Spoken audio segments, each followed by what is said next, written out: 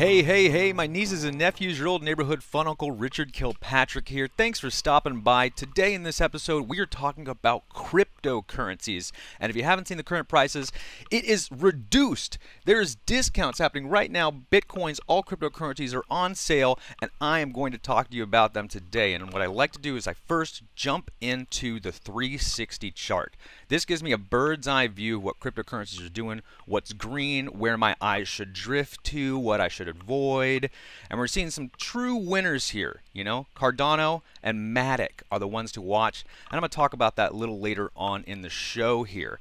I've got a bunch of different topics I'm going to cycle through on this monitor right here. So take a look. I'm going to have the Wyckoff distribution phases. These are two charts, manipulation charts that are pretty well known and pretty highly praised in the financial institution markets. And so we're going to compare these charts to what cryptocurrency is actively doing. We've got some news about Cardano and Chainlink. These two have stood strong, have stood their ground and made some serious progress while all the other coins are dropping. And the third one is Polygon Matic. This is my number one coin to watch right now. But before we get too deep into that, let's go look at our main two winners, our two kingmakers over here. We've got Ethereum. Oh, of course, I have Shiba up. I have Ethereum and Bitcoin. Now, the undeniable truth here, you know, let's go out to the 4-hour chart, is these things are on sale. These are great prices, people. Look at these prices.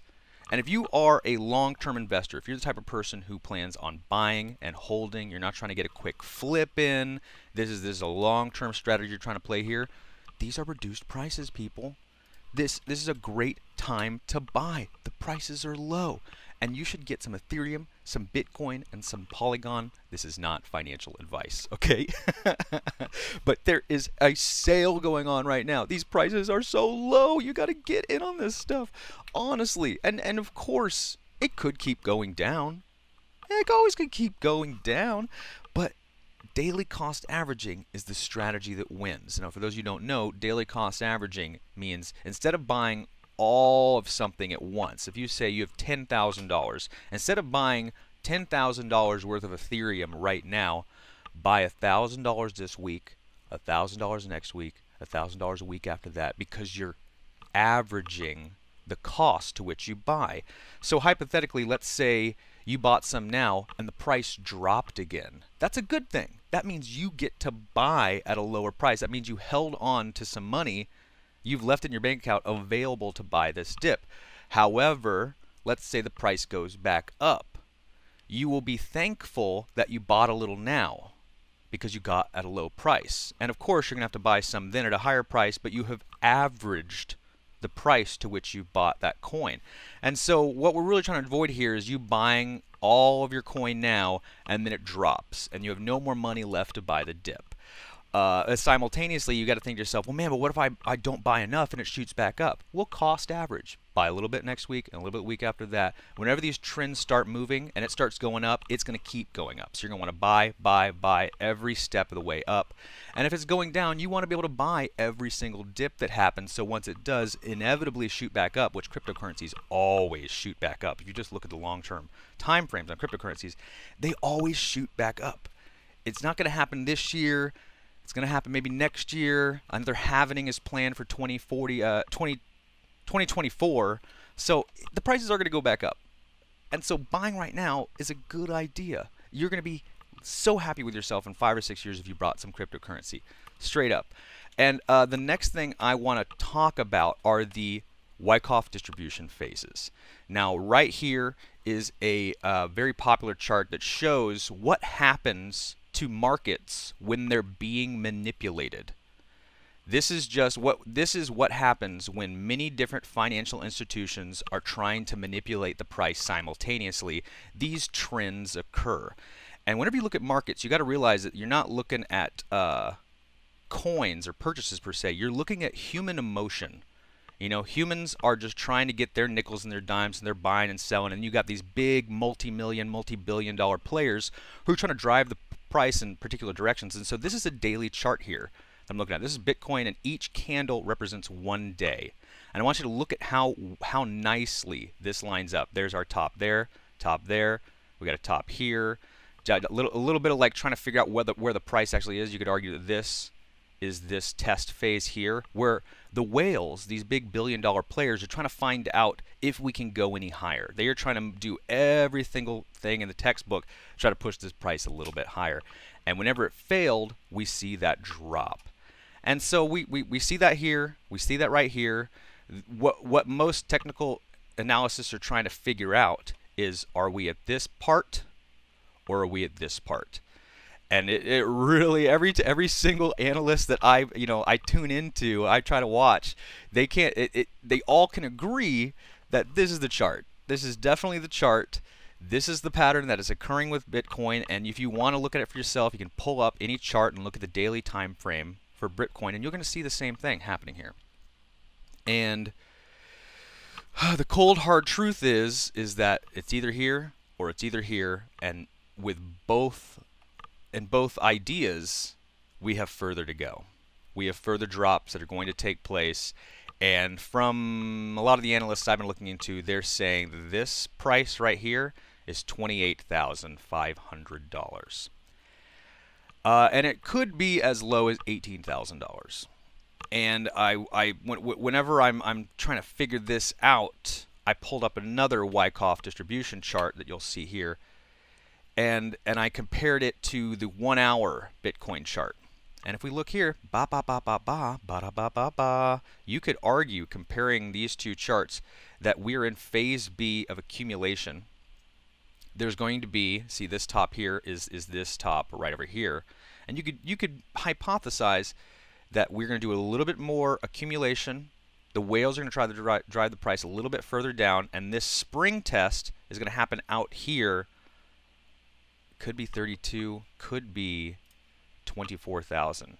You know, it could be 28,000. Is a lot of these? It's just because you gotta say to yourself, is this the bottom that's being represented here? Is that the true bottom that's being represented here? I've seen a couple different analysts say that it's really not there.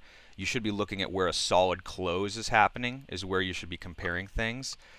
And then, you know, it just kind of goes either way. It's really hard to tell. It's really hard to predict these things. We've got all these charts and all this historical analysis to try to compare things with, but the long and the short of it is we don't know where we're going.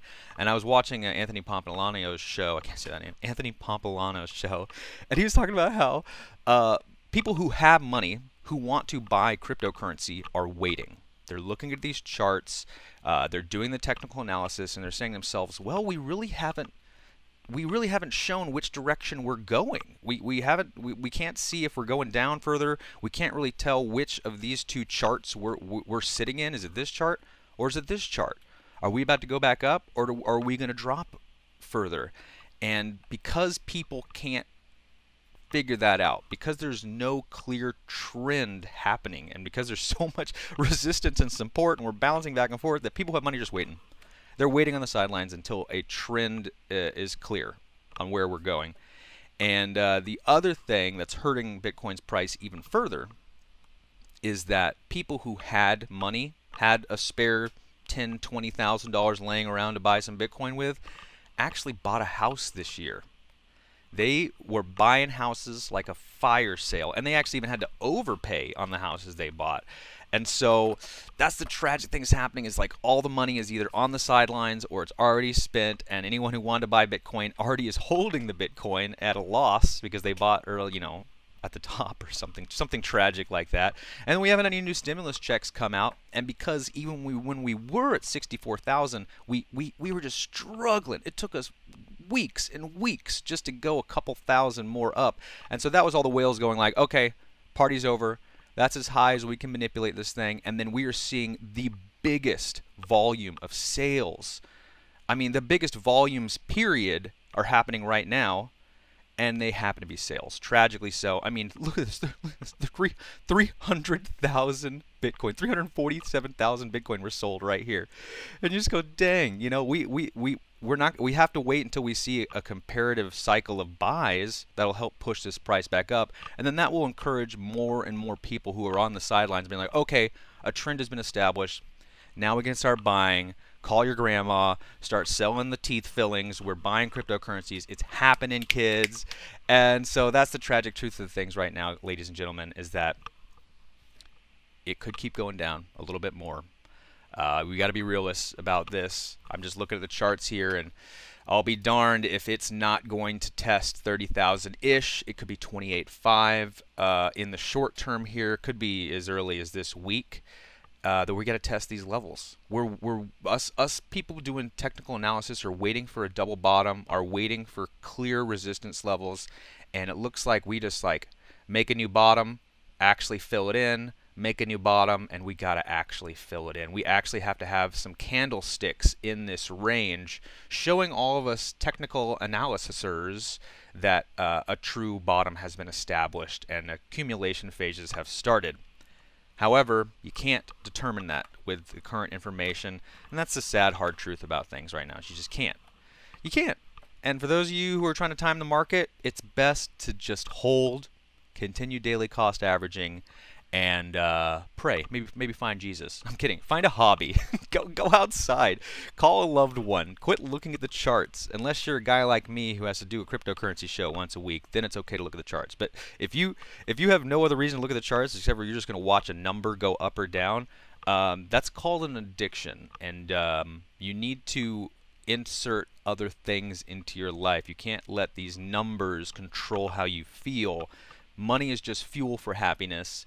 And it's better to have friends than money. It's better to have experiences than money. And every person with money will tell you that. So for those of you who are trying to take your $500 and you're really hoping you can turn it into $1,000, you actually have bigger problems on your hand. And Elon Musk said in a recent tweet that you should be focusing on your amount of income you get from your job, not trying to take your low income from your job and turn it into more money. You need to work on your cash flow problem, so that you can put more money away into stocks, into cryptocurrencies, because it's not going to happen in a year. It's not going to happen in 5 years, maybe 10, maybe 20. These are long-term plays. You got to be able to put this money away and never see it again. Just pretend like you're never going to see it again. It's gone. And for those of you who are already in Bitcoin or already in Ethereum and they're trying to find lower cap coins, lower market cap coins, that means they don't have the same amount of money circulating within the exchange as these larger players. There are a couple coins that I'm watching. This is news from 2 hours ago. For those of you watching this video on demand, this is Sunday, May 30th at 11 a.m. This article just came out 2 hours ago that says Chainlink is going to break the resistance trend, and Cardano rises 11% on a sleepy Sunday morning. So these are two coins that, even though the markets are just pulling them down right now, just pulling everything to the ground, these two coins are actually said, no, I am resisting your trend line. I have strength. I have a community behind me. We are going to fight. We will survive. Scotland, Braveheart. And the other one I'm looking at is Polygon. This is what I was looking at long before the drop even happened. It's got a lot of promising tech behind it. A lot of different players are using Polygon. It's trying to solve all of the current cryptocurrency problems all at once. And out of the DeFi coins, this one's getting the most traction. This one's rising the most consistently. And so if you are going to put some money in some coins outside of Bitcoin and Ethereum, these are the ones to look at, not financial advice. This is not financial advice. This is just what I'm doing. Is I'm putting a little bit more money in Polygon, Cardano, and Chainlink, while simultaneously increasing my holdings on Ethereum and Bitcoin, while keeping in mind that we could keep dropping. You know, do not buy the farm. Daily cost averaging is the strategy that pays, and I'm just not seeing the kind of momentum right now that would convince me that the drops are over. I am seeing manipulation happening at a very large scale. These big Bitcoin whales are trying to convince retail investors like us that this is the bottom. See, look at how it's going up. It's the bottom. This is it. This is fine. You're safe to buy. But really, it's people who have money to burn, who have short and call options in the background, who are going to make money off of you losing money. So, for example, let's say you have $5 billion. Okay? You have $5 billion. And what you do with that $5 billion is you buy $4 billion in Bitcoin shorts. And then you take that other $1 billion and you manipulate the markets. You start buying in really crazy and fantastical ways to try to convince more and more people to buy. Or you start selling in crazy and fantastic ways that convince other people to start selling. And when you do that, you can then take your $1 billion that you're probably going to lose, right? But you make 2x or 3x or 4x depending on the leverage that you put on the other $4 billion. So you don't care that you've lost $1 billion because you made $12 billion on this other pool over here. And so I just want you to keep that in mind, that whenever you see these single candlesticks right here, we're going to go all the way in on the 1 minute here on Bitcoin. Whenever you see these single candlesticks right here, these volume marks where 300 Bitcoin flowed in the market all at once, but we have no other comparable volumes next to it, that means this was a single entity. This is a single player or group of players that wanted to manipulate the price up with their billions to try to convince as many other people as they could to buy in, only to have the price completely drop out on them, and they're left holding bags, and these billionaire players are laughing their way to the bank. This is just stuff that I've seen, and I want everyone to keep a level head about things. There are no V-shaped recoveries, there are no quick turnarounds, and the fantastical idea that Bitcoin could hit $300,000 a year has been completely squashed. This 50% drop took out all of our momentum, and this is a fun uncle fact. This is not, I'm not a doctor, I'm not a lawyer, I'm not a scientist, I'm not a professional, I'm a fun uncle. So this is a fun uncle fact that $300,000 and even $200,000 are off the table for this year. I'm not going to say that they're gone completely, but it could happen the next halvening, maybe even before then, after then. For sure it's going to happen after then. But as far as this year is concerned, the wind is out of our sails. Now we're doing consolidation and recovery. $100,000 is a potential target if things start going right for us. And my last piece of fun uncle conspiracy manipulation theories that I've got brewing around in my mind grapes right now is about Ethereum. Ethereum's EPI 1559 is coming out in July. Mid-July, this new protocol, ETH 2.0, we've been prepping for it all year, is coming out in July, in 1 more month. And so I've got a theory that these whales are trying to force the price as low as they can so that they can buy up as much of Ethereum as they possibly can, because whenever this new protocol comes out, the good news about Ethereum will be undeniable. People will be buying, and honestly, I think this is Ethereum's best chance at passing Bitcoin. I think we're going to have all of this negative sentiment about Bitcoin. China's banning Bitcoin, Elon Musk is talking bad about Bitcoin, and we're about to have a tsunami of really awesome news coming out about Ethereum. It'll be a deflationary coin. People have all their money tied up in staking, and so the truth of the matter is if you're new to cryptocurrencies, Ethereum is the one to look at. Try to accumulate some of that. Diversify your portfolio as much as you can. Remember, Chainlink, Cardano, and Matic are 2 other coins I'm looking at that could grow at a faster rate than Ethereum. But Ethereum is the only one that is definitely, like, it is the most promising out of all the cryptocurrencies. It is going to give Bitcoin a run for its money, and it's the one with growth potential guaranteed, is what I want to say about this. Growth potential in this coin is almost guaranteed, whereas growth potential in Chainlink, Cardano, and Matic aren't necessarily as guaranteed.